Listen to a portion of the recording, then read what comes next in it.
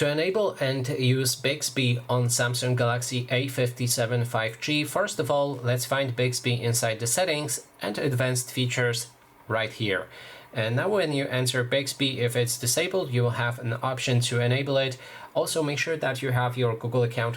I'm pretty certain that this function Bixby doesn't work when you don't have your Google account.